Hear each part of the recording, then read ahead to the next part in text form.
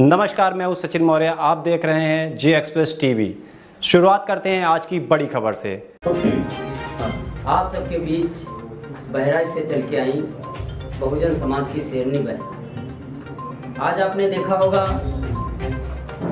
वर्तमान सरकार में जो संविधान खतरे में, संविधान के तमाम आर्टिकल बदले जा रहे हैं।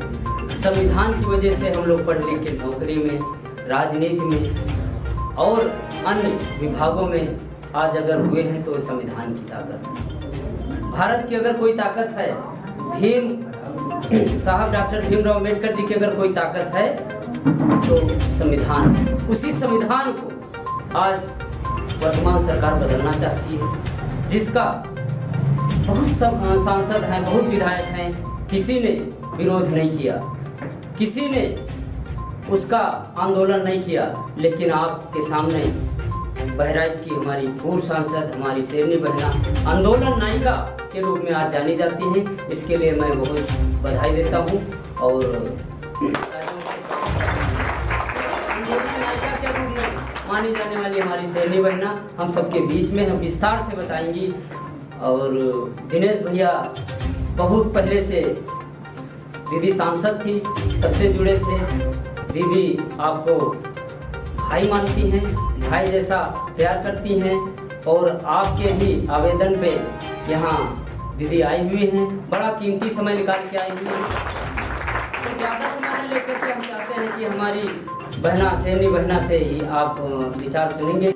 महोत्सव मेला जहाँ तो उसी फील्ड में कांशी रामेश्वर के ऊपर बिजली पासी किला के सामने, कांशी रामेश्वर के ऊपर बंगला बाजार में, उसी फील्ड में बहुत बड़ी रैली होने जा रही है।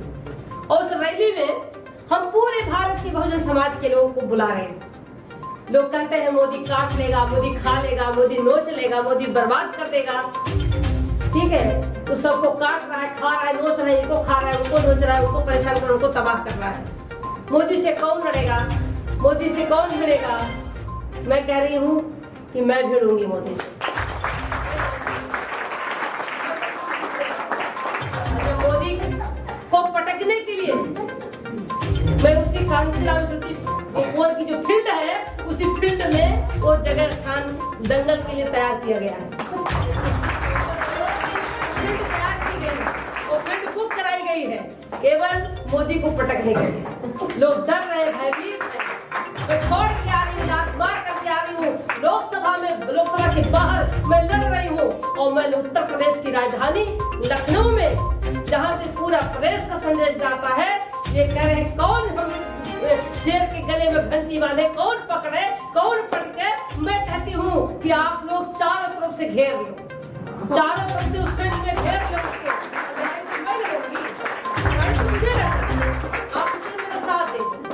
लड़ाई तो मुझे लड़ना, पटकना मुझे है। और जब मैं उसको पटकूंगी, जब उसको पकड़ूंगी तो मुझे नोचने के लिए दौड़ेगा, काटने के लिए दौड़ेगा, खाने के लिए दौड़ेगा। और जब हम उसको पटक लेंगे या वो हमको खाने लगेगा तो दौड़ करके सब लोग पीट लेंगे।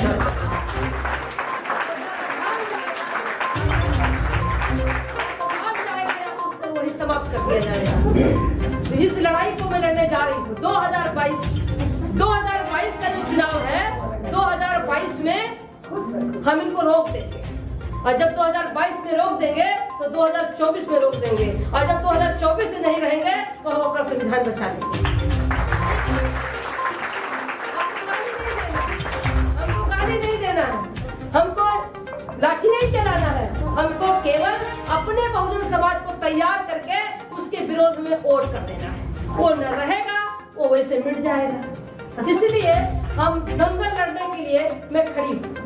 और उस फील्ड में जो कार्यक्रम होगा, इस कार्यक्रम में आपका सहयोग देने के लिए, संविधान के लिए, आपकी आजादी के लिए, आपको हिम्मत देने के लिए, आपका साथ देने के लिए बाबा साहब डॉक्टर भीमराव अम्बेडकर जी आज हमारे बीच में नहीं। बाबा साहब ने संविधान दिया, हमें आजादी दी। बाबा साहब आज हमारे बीच में नहीं है। बाबा साहब के न रहने के बाद बाबा साहब को साक्षी मान करके बाबा साहब डॉक्टर भीमराव अम्बेडकर जी के पोता प्रकाश अम्बेडकर को भी उस मंच पे हम लोग बुलाए।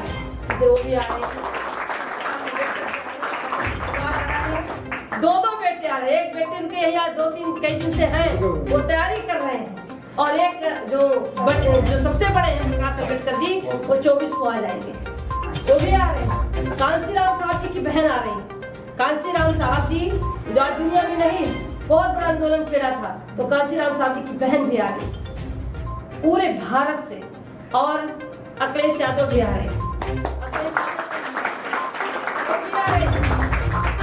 और सोनेलाल पटेल जी की पत्नी भी आ रही है।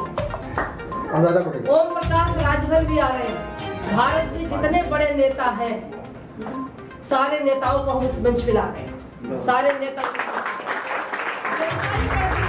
करते हैं कि भाई हम लोग वो करते हैं, वोट देते हैं, लेकिन सारे हम तो इकट्ठा हैं, नेता लोग इकट्ठा क्यों नहीं होते?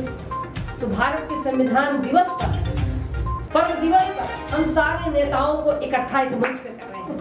और जब एक मंच पर होंगे, हमारे नेता एक मंच पर होंगे, तब हम इस दुश्मन से लड़ाई लड़ेंगे।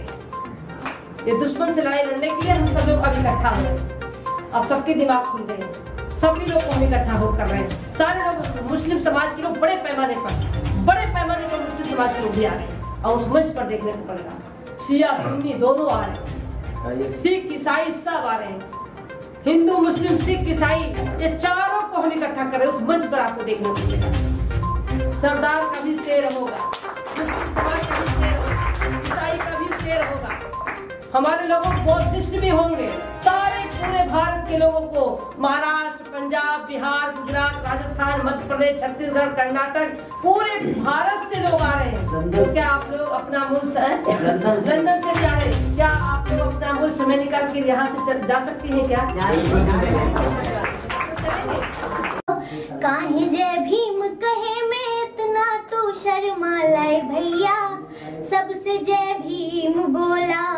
काहे जय भीम कहे में इतना तू शर्मा लाए भैया, सबसे जय भीम बोला।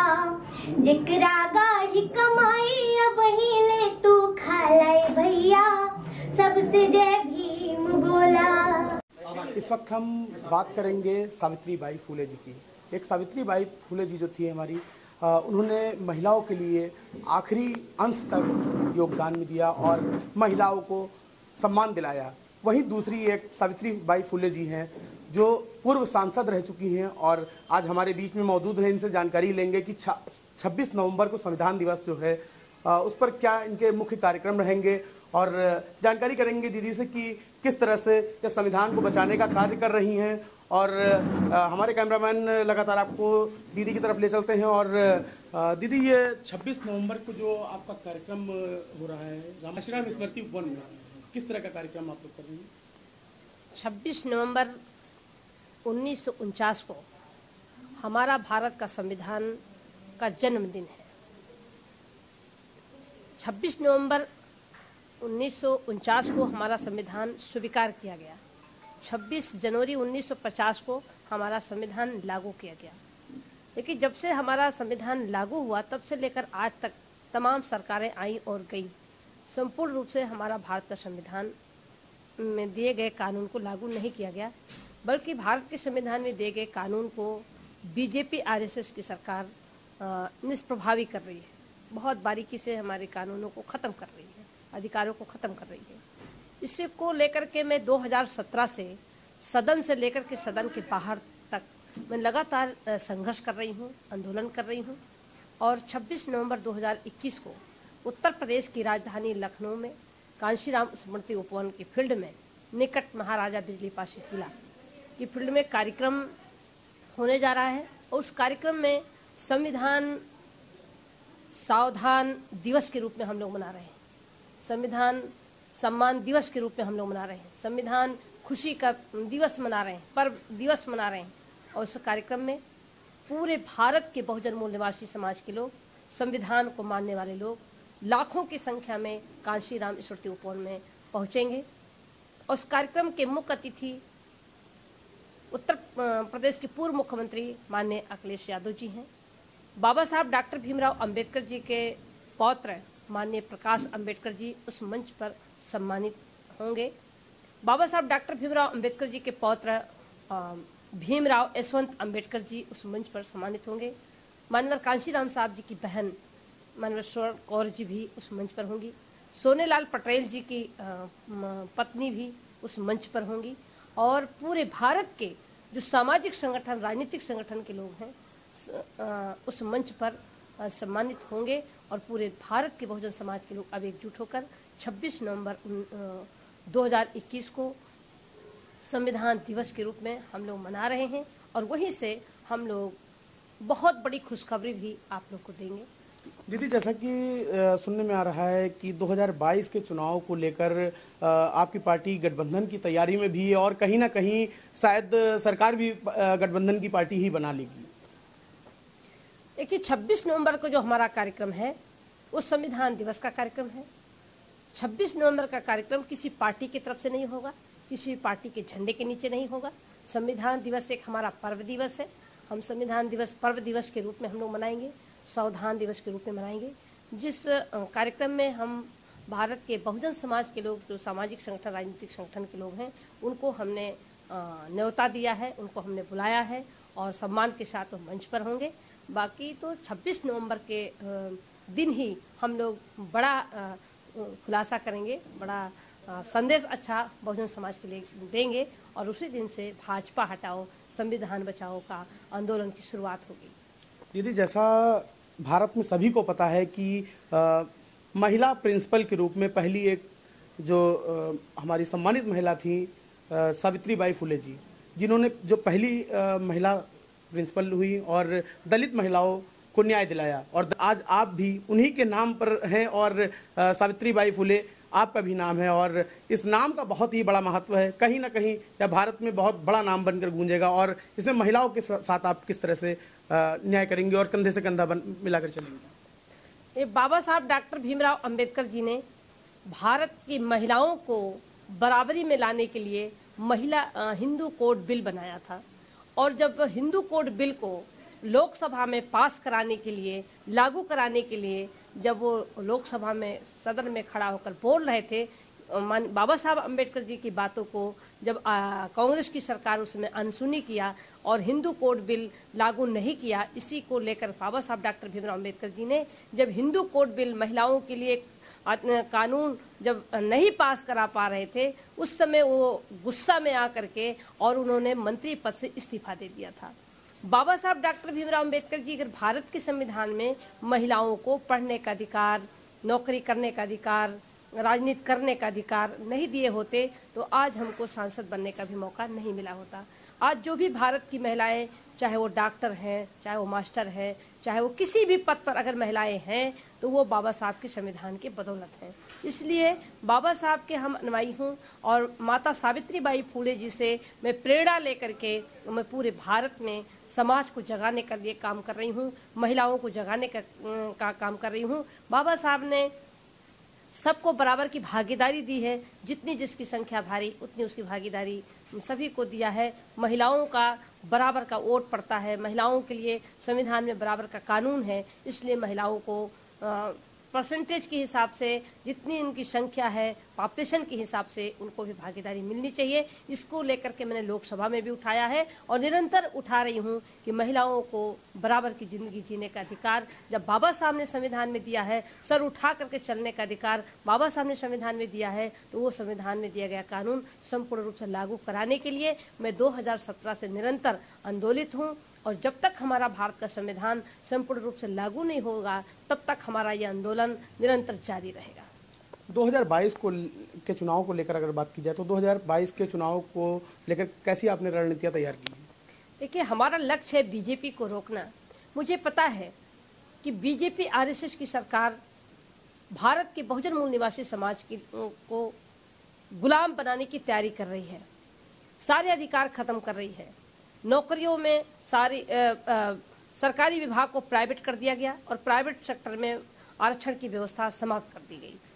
ऐसी स्थिति में 2022 का जो चुनाव होगा यह बहुजन समाज के लोगों का एक परीक्षा का चुनाव होगा।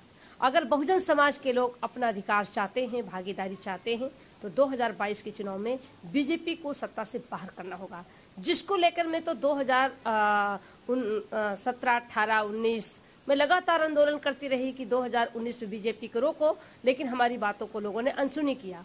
आज सबको एहसास हो रहा है कि भारत का लोकतंत्र खतरे में है, जिसको लेकर सारा विपक्ष आंदोलित है, सड़कों पर है। और 2022 का जो चुनाव है ये हमारे लिए 2022 के चुनाव में बीजेपी को सत्ता से बाहर करने के लिए मैं विकल्प तलाश रही हूँ। बीजेपी को जो रोकेगा, संविधान को जो मानेगा, संविधान को लागू कराने की बात करेगा, बहुजन की जो बात करेगा, हम उसके साथ खड़े होंगे। हमारे लिए संविधान महत्वपूर्ण है। संविधान के लिए हमने सांसद पद छोड़ा है, संविधान के लिए हमने अपना परिवार छोड़ा है, संविधान को लेकर हमने बीजेपी पार्टी को छोड़ा है। ऐसी स्थिति में हमारे लिए सब कुछ संविधान है। संविधान को लागू कराने के लिए ही मैं निरंतर सड़कों पर आंदोलित हूँ। निश्चित रूप से 2022 में बीजेपी को सत्ता से बाहर करने के लिए विकल्प की तलाश में कर रही हूँ। जो विकल्प बीजेपी को हराएगा वो मैं विकल्प के साथ खड़ी रहूँगी। दीदी, क्या 2022 के चुनाव में गठबंधन से आप सरकार बनाने की तैयारी में हैं? बीजेपी को रोकने के लिए जनता भी चाहती है कि सारे बहुजन समाज के नेता एकजुट हों, और मैं भी चाहती हूं कि पूरा भारत का बहुजन समाज एकजुट हो। बीजेपी को सत्ता से बाहर करने के लिए निश्चित रूप से हम लोग आपस में सामंजस्य बना करके ही चुनाव लड़ने का काम करेंगे। यदि सामंजस्य बनाकर चुनाव नहीं लड़े तो बीजेपी को रोकना मुश्किल होगा। इसलिए हम बीजेपी को रोकने के लिए विकल्प के तौर पर निश्चित रूप से हम विकल्प की तलाश कर रहे हैं, और सभी बहुजन समाज के लोग एकजुट होकर के बीजेपी को सत्ता से बाहर करेंगे। जैसा कि सावित्रीबाई फुले जी हमारे साथ थी, इन्होंने पूरी तरह बताया कि 2022 में भाजपा को हटाने की पूरी तैयारी है, और कहीं ना कहीं भारत देश की जनता भाजपा से त्रस्त भी हो चुकी है। और एक 26 नवंबर को संविधान दिवस मनाया जाएगा और इसमें भारी संख्या में बहुजन समाज के लोग पहुंचेंगे।